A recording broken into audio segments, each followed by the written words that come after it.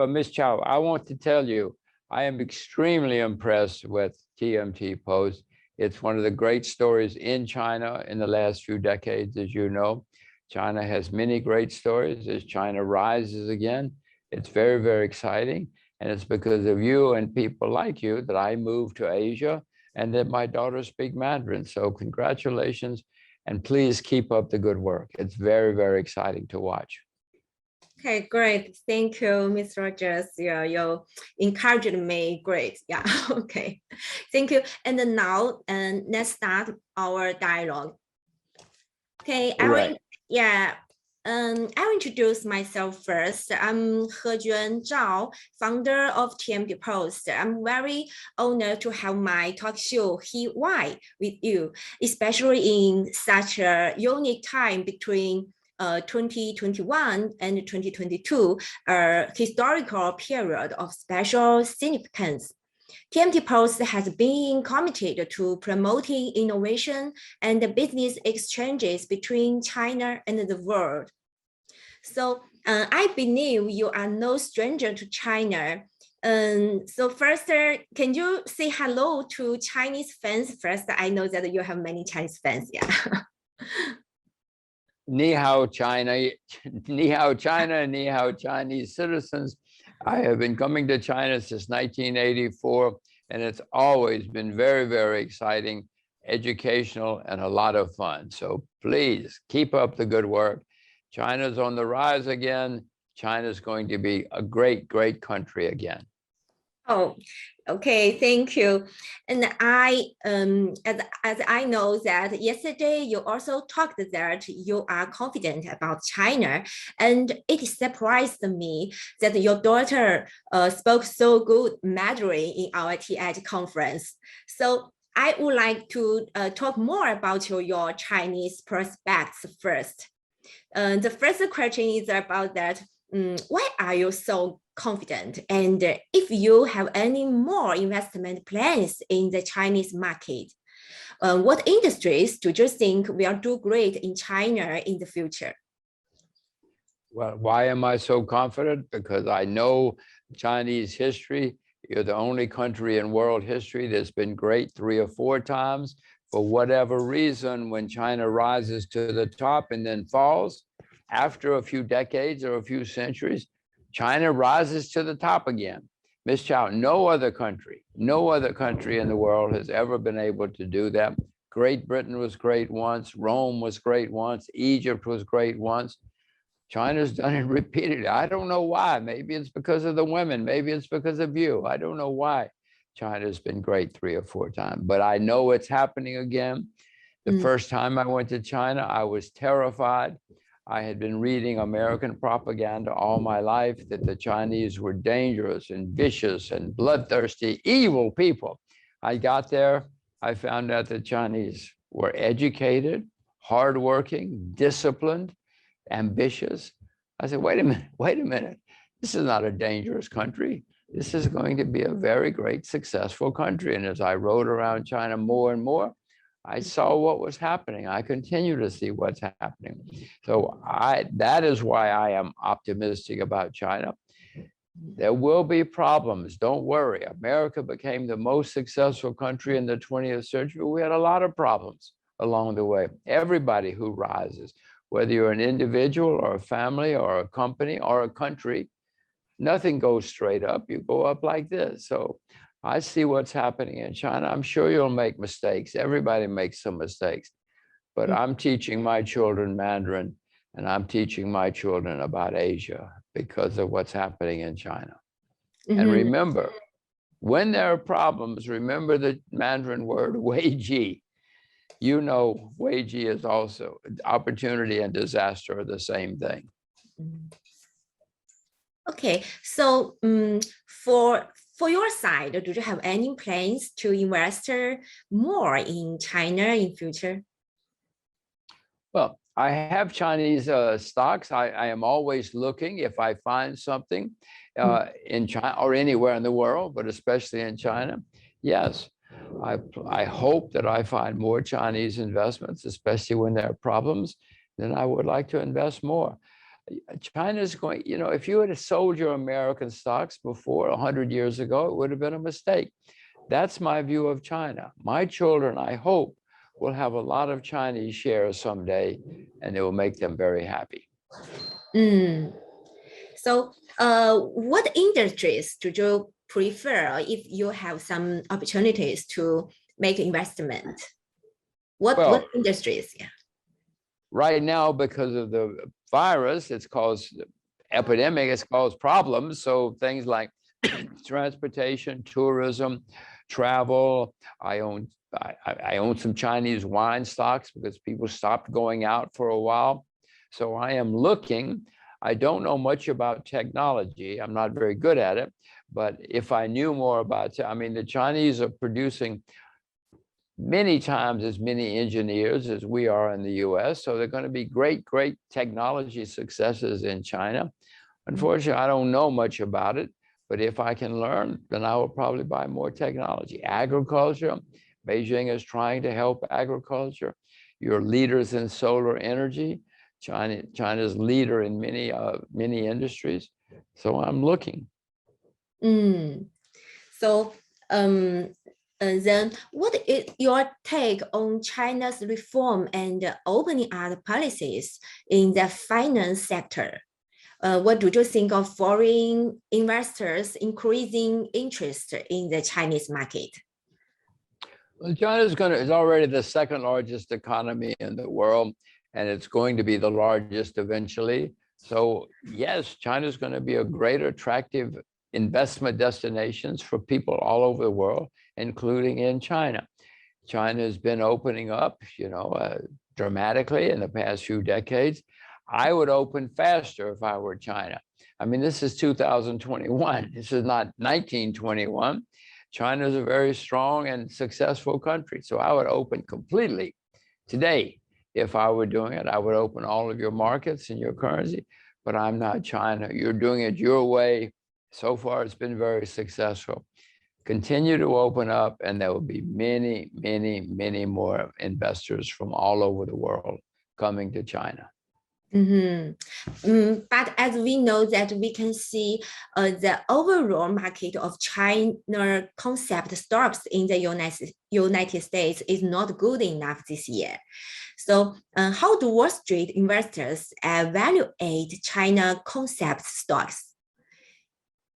Well, that's because, as you know, there have been some setbacks in China, and some of them rightly so. I certainly approve of what Beijing has done with education and lending and property and some other things that are going on in China. That has scared some international investors. But I have to tell you, Michelle, markets don't go straight up. They go up like this. They go up and down. They have setbacks along the way. Don't worry. Yes, this is an opportunity. Remember Wei Ji. This is an opportunity. Wei Ji is opportunity.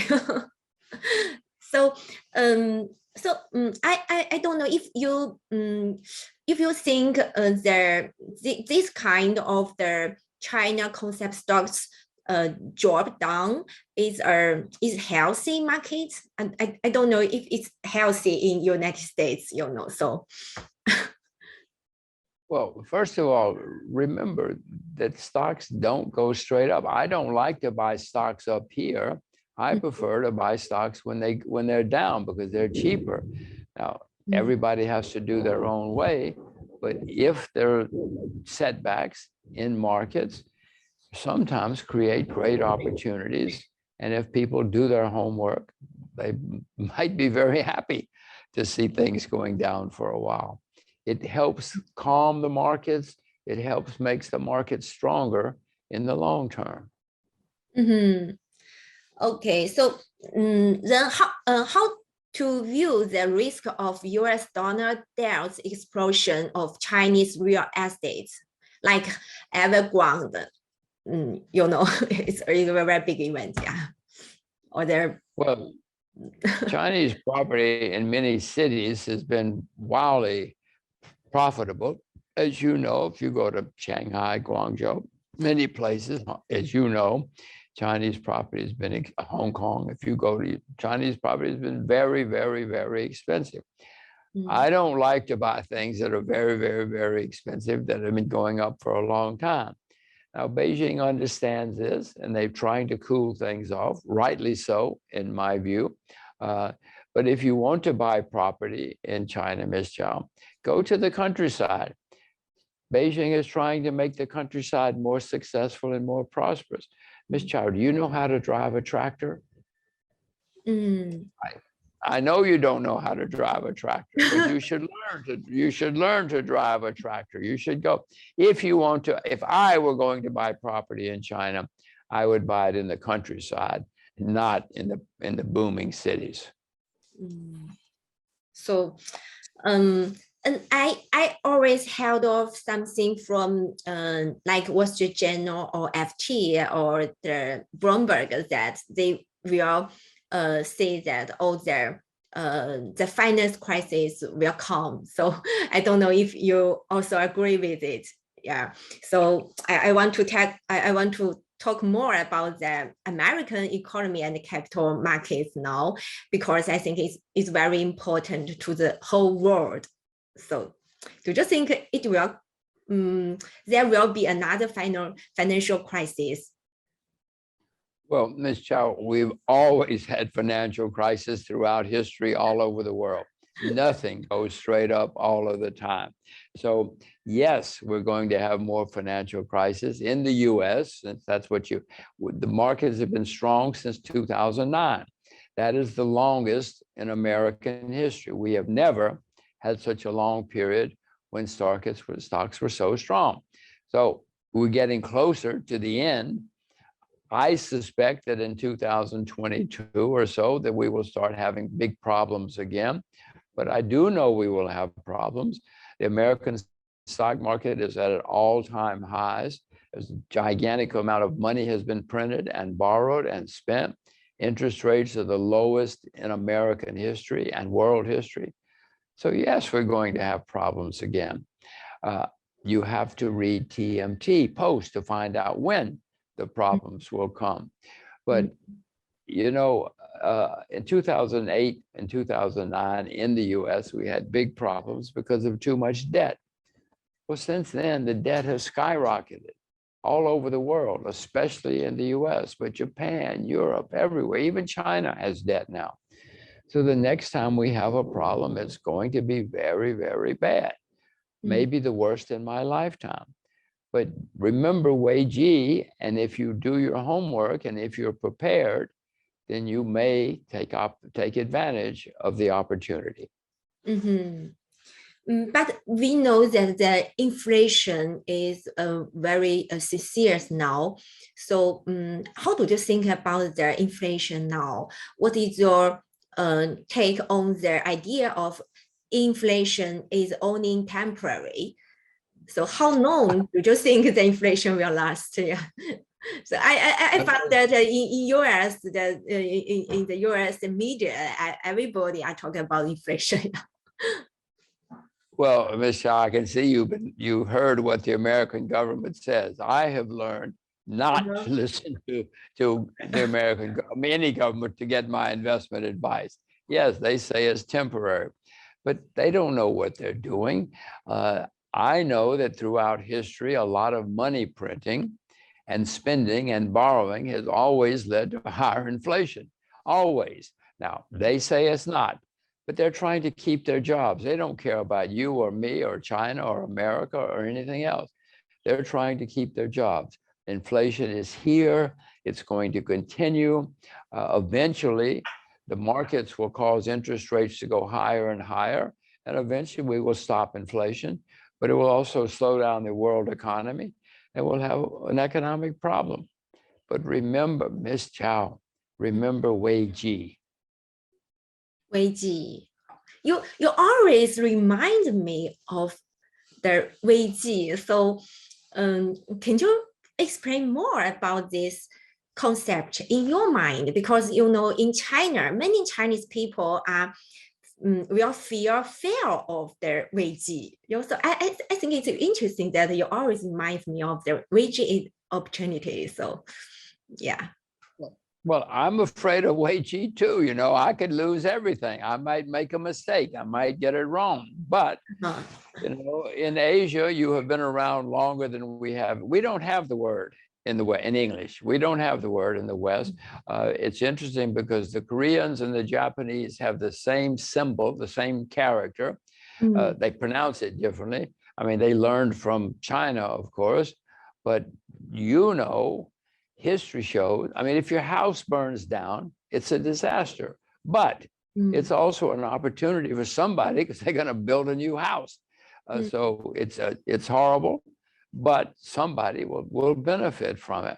I don't like disaster. I don't like it, but I'm trying to learn, as the Asians have learned, look to see who's going to benefit. So who do you think will benefit from the Weiqi if China and the US, the relationship break up? Yeah. Well, I mean, I don't like to see what throughout history, when a country has problems, the politicians always blame foreigners. Everywhere. It's easy to blame foreigners. They look different, they speak differently, they eat different food, they wear different clothes. So everybody likes to blame the foreigners when there are problems. Unfortunately, in Washington, we had a president who thought that he would get elected if he could blame the foreigners, including China, especially China, because China is the biggest. And that is not good. History shows it is not good to blame foreigners, because then sometimes fights start. And over the past 40 years, America and China have both prospered with cooperating with each other, and both have been successful. Well, not just America and China, but certainly China and other countries. I do not like to see that end. I would like to see China and America continue to be successful together. Whenever I've been in China, many Chinese like Americans, many Americans like Chinese people. So I hate to see it. Beijing was anyway more restrained as Trump kept hitting China. China kept saying they were calmer. I hope that both countries and both capitals continue to cooperate with each other. I hope we can all make a lot of money together. I don't want to see blaming anybody. And I think I know China a little bit, and I certainly love China a great deal. I'm here in Asia because of China. So I also believe that both China and the US cannot be alone in the world. I think, yeah. So a few days ago, U.S. Federal Reserve Chairman Powell suggested the signal of the possibility of raising interest rates. What impact will the U.S. interest rate increase have on the global economy? Will China be affected, or to say, can China be alone? Well, throughout history, when interest rates go up and up and up, it affects markets all over the world, whether it's stock markets, bond markets, commodity market, everything, currency markets. So it's going to have that effect again. When I first started in the business, and I don't know about now, but the rule of thumb was when the central bank raises interest rates 3 times, you should get out of the stock market, sell everything. I don't know if that will be the case this time, but I do know that higher interest rates have always hurt economies. And if the world economy has problems, Ms. Zhao, China will too. You're the largest trading nation in the world now. And even if you do nothing wrong and your customers have problems, when your customers have problems, China has problems, America has problems. Everybody will have problems when customers start having problems, and higher interest rates eventually will cause economic slowdown. So what is your view on the U.S. initiatives to reconstruct the global supply chain?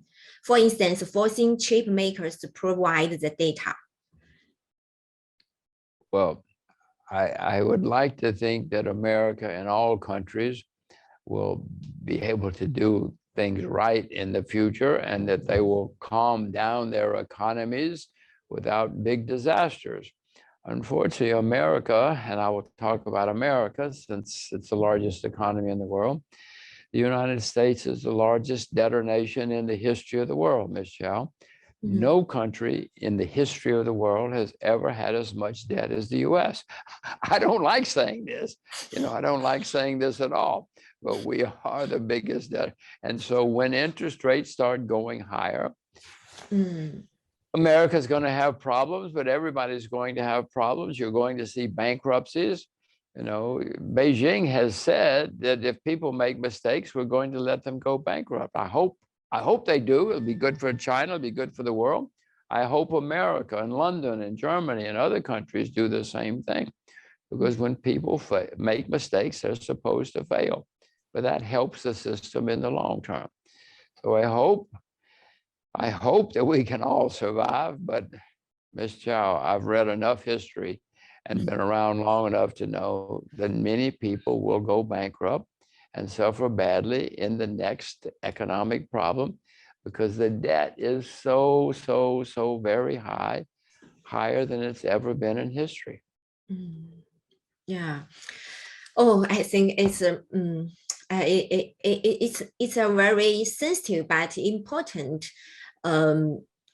question that the Chinese and the US relationship, but just forget it. I want to know more about yourself. Yeah. As an outstanding, successful investor, how do you evaluate your investment history over the past decades? What do you think is your biggest gain? And do you have any regrets? Well, Ms. Chow, I have made many mistakes in my life.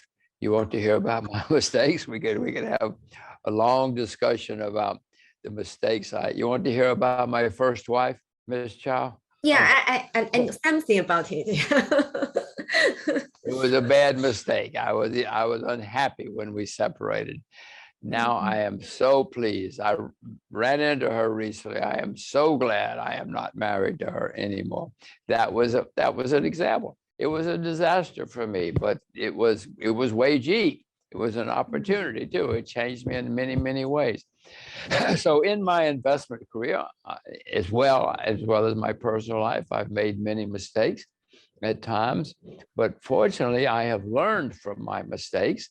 And when I make a mistake, it's always my fault. Some people like to blame, the television or the internet or the broker. So my mistakes have always been because I did not do enough research. I did not prepare myself. And I urge everybody, if you want to be a successful investor, you must do a lot of research. It's not easy. And I will tell you that to be successful, you must stay with what you yourself know. Do not listen to hot tips. Do not listen to the internet. Do not listen to your friends. Stay with what you know. If I told you, Ms. Zhao, you could only have 20 investments in your life, you'll be very careful. You won't be jumping in and out of stocks all the time, and you'll be successful. Now, some people say, yeah, but that's boring.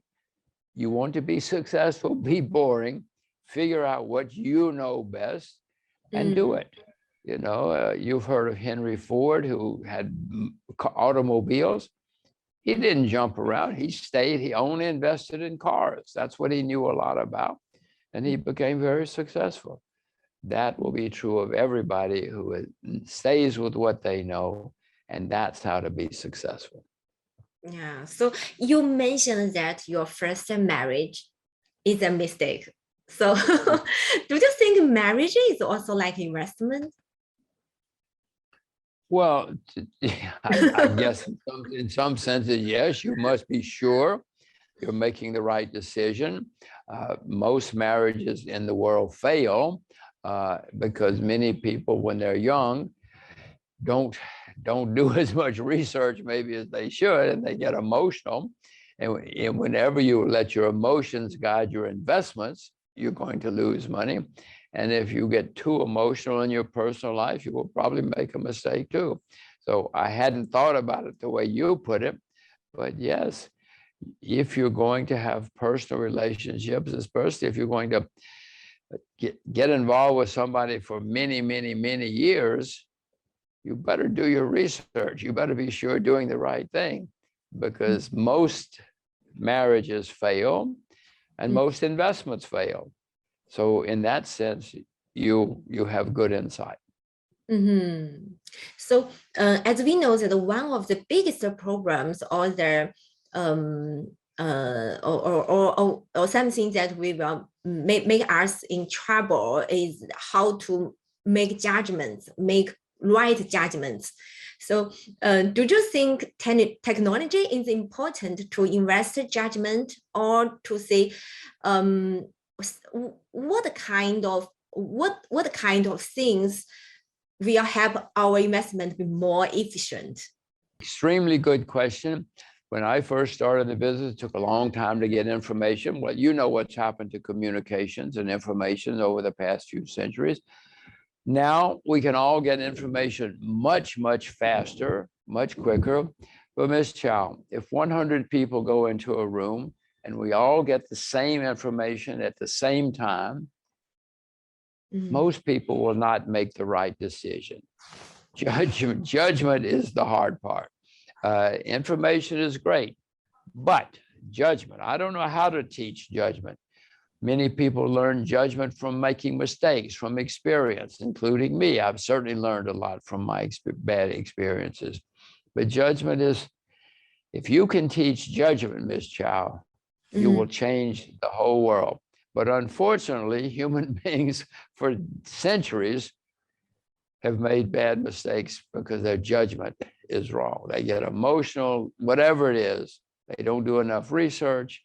So if you can teach judgment, oh boy, you will save us all. So what is the most important thing to make a right judgment? It experiences, or the bright brain, or like they're clever enough, so, or your friend, or money. There are many things. One, do your research. Be sure you know everything you can about something that will help your judgment.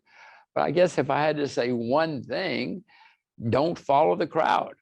When everybody is thinking the same way, Ms. Chow, somebody's not thinking. And so you have, when I see everybody saying the same thing, I then say, wait a minute, if everybody is saying the same thing, there's probably something wrong here. So I guess you ask how to make judgment. It takes many things, research, homework, but it also, the one single thing is, do not follow the crowd. Stay with what you yourself. If everybody's thinking the same way, you say, wait a minute, I'm going to do more research. Research is important, but research is quite difficult also. We need to have enough resources and to know enough technologies. So it's a further question that what is the most important, do you think, in research? Everything.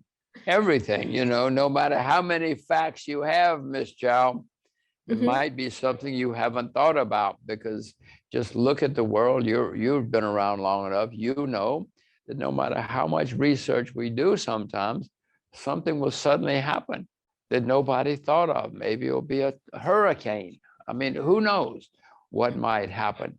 I once sold oil short, and a war started.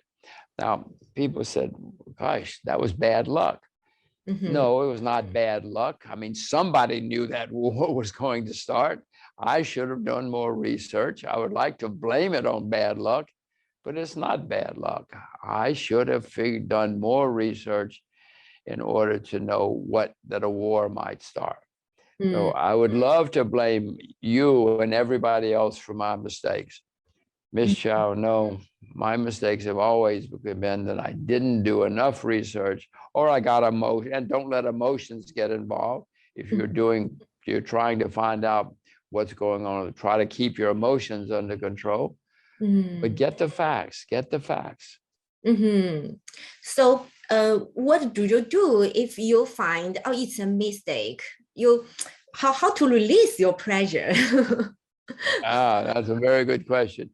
Well, some of my friends have automatic rules that if something goes the wrong way, they automatically get out. I don't use that. Sometimes I wish I had. What I do when I find a mistake in my investments, I do more research. I try to see, am I right? Am I wrong? Or what is wrong here? And I often stay too long, but eventually, if I keep doing research, I find out that I did something wrong, and I have to take my loss. I don't particularly like it, but as I say, some of my friends have automatic rules that if a stock goes down 12% or 15%, they automatically get out. I don't, it's in English, it's called stop loss. In other words, stop your losses. I don't use that. As I say, sometimes I wish I had. It's interesting. So next question, let's talk about some new emerging concepts. I want to know if you have some research about these new concepts. So what do you think of blockchain, networks, and other hot new technology trends? Will they have any fundamental impact on mankind? Because I know that many giants, technology giants companies, they are all talking about networks, blockchain like that. Yeah. Well, Ms. Chow, blockchain is going to change everything we know. It's going to be extremely important. It's going to put a lot of people out of business, but electricity put a lot of people out of business too. It also opened new opportunities for all of us. Blockchain is going to change everything we know. It's extremely important to the future. I do not have any blockchain investments because I have not found, yes, Samsung is working on blockchain, but buying Samsung is not the way to make a lot of money because of blockchain, because Samsung is such a big company. I would like to buy a medium-sized or small company that's a specialist in blockchain. I have not found it yet. If I do, I certainly will invest. But some of the other things that are based on blockchain, the metaverse. Many people are very excited about the metaverse. I don't see quite the whole purpose of it, but so what? Many people are investing and making money. I have not yet because I do not see a way to understand it and make money. But if you know something, you should do it. Many people were skeptical of radio when it came along. Many people were skeptical of television when it came along. Many people were skeptical of the internet when it came along. So be open and figure it out, and you will probably make a lot of money. But I do know blockchain, the technology of blockchain is going to change everything we know, and it's going to make a lot of people rich and a lot of people poor. Oh, yeah. I also do believe that blockchain will change the world a lot. Yeah.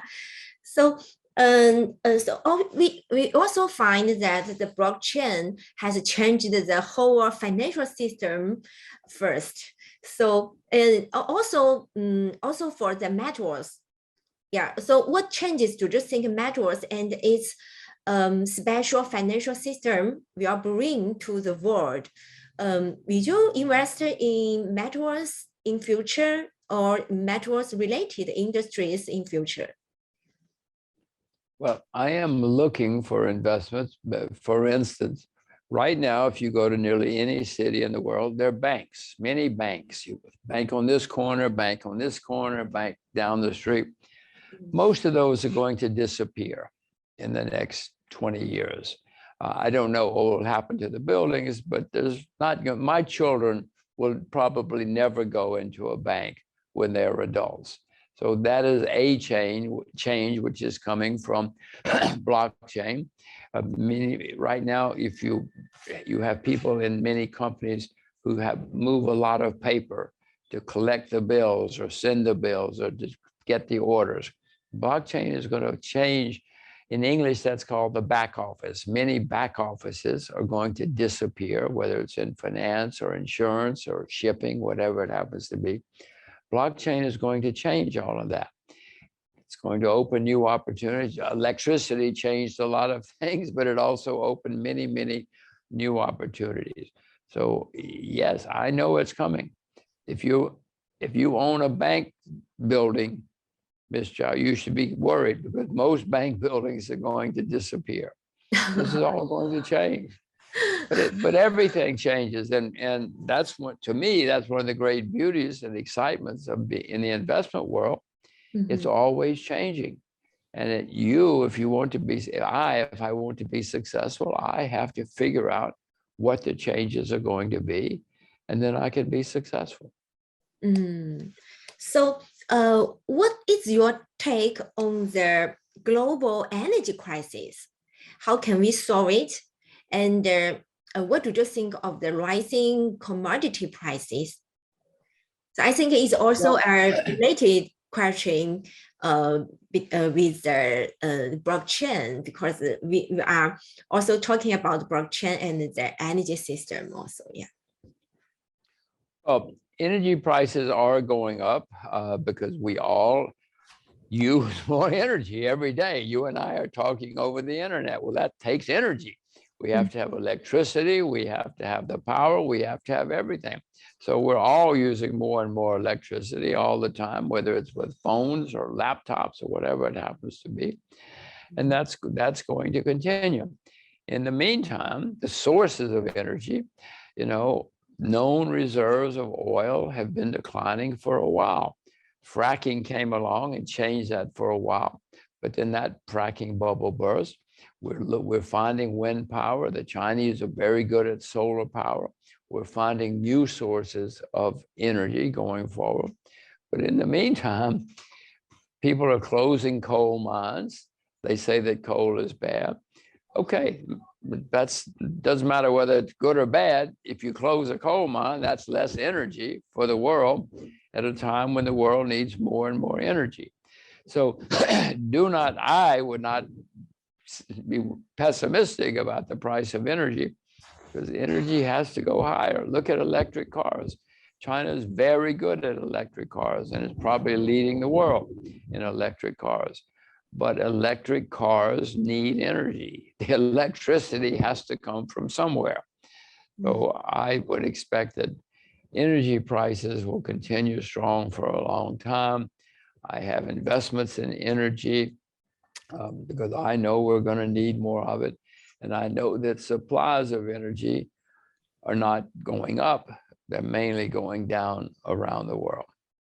You mentioned some electric cars. So do you think the new energy bubble exists? Why? Well, I just want to talk about electric cars for 1 minute. Everybody's, and I can see that electric cars are coming. I can see them just like you can. But remember, electric cars, for instance, use several times as much copper as regular cars do. Electric cars use several times as much lead or lithium as regular cars do. So while we may have less pollution from hydrocarbons, we're going to have more pollution from other things, because somebody has to mine the lead, somebody has to mine the copper, somebody has to refine the copper. So many of the things that are taking place in the world will reduce some energy, but increase other energy. So do not think it's just so simple. And I am very keen on any technological advance. And if China can make the best electric cars, I hope they do it. But remember, it's going to lead to other opportunities. Copper prices will have to go higher, et cetera, et cetera. I wish it was simple. No, I don't wish it was. I'm glad it's not simple, because that's what's exciting, but that's what also leads to opportunities, because it's not simple. So that's great. Because the time limit, the last question, let's talk about the pandemic. I think it's the pandemic. That's why we have to have dialogue like this, the video connection. But I think it's better that we can face face to face. Yeah. So what changes do you think the pandemic has brought to the global economy? What will be the world economy look like after the COVID-19? Will the gap between developing and the developed countries continue to widen? So I think it's, Zhao, you should read TMTPost if you want to know what changes are coming. They will tell you. But I mean, you and I are talking over the internet. That's a change. That's changing everything. I have been to many meetings. My children go to school over the internet sometimes.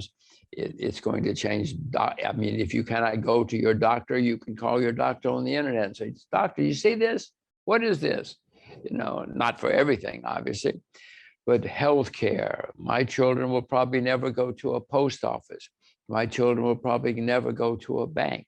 All of these changes are being accelerated because of the epidemic that's taking place. I hope we all travel again eventually. I hope that TMT can put on many conferences, because face-to-face contact is usually much better. So yes, but it's accelerating some changes that are already taking place, and some people will adopt and adapt. Some won't. I hope I can learn. You know, I'm not very good at technology, so sometimes I have to ask my 13-year-old daughter, how do I do this? My 13-year-old daughter knows more about my phone than I do.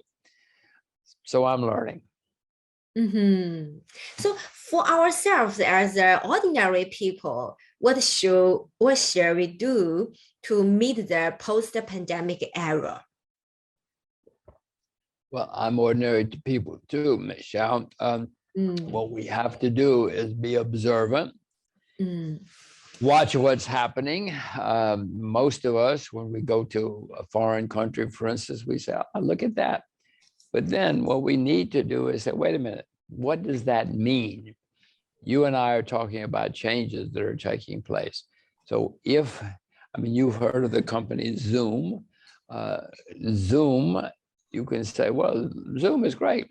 You might also then say, well, wait a minute, should I invest in Zoom? Should I invest in things like Zoom? And you might find opportunities. Try to watch what's going on. And I had to learn this too. I had to learn that when I see something that's different or new, I don't just say, that's great. I then have to say, okay, now who's going to benefit? Just like with a disaster, who's going to suffer and who's going to benefit? If you want to be a successful investor, you need to start thinking that way. Don't just say, look at that, it's wonderful.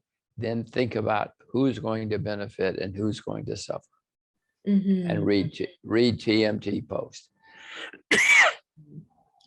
Thank you for great encouragement for our TMTPost. Also, I think in future we will do more conference and more connections between China and the world. Okay, so anything? I was just going to say, the more you open up in China, more the world opens up, the better we're all going to be, the more prosperity is going to be for everyone. I don't like to see Washington closing. I don't like to see anybody closing on. So if all countries can continue to open, and we can all go singing and dancing and that together in person and have a wonderful time and more prosperity. Great. I will remember what you stressed today again and again, that Weiji and open and be more open. Thank you, Roger, Mr. Rogers. You are Superman. You are so great. Yeah.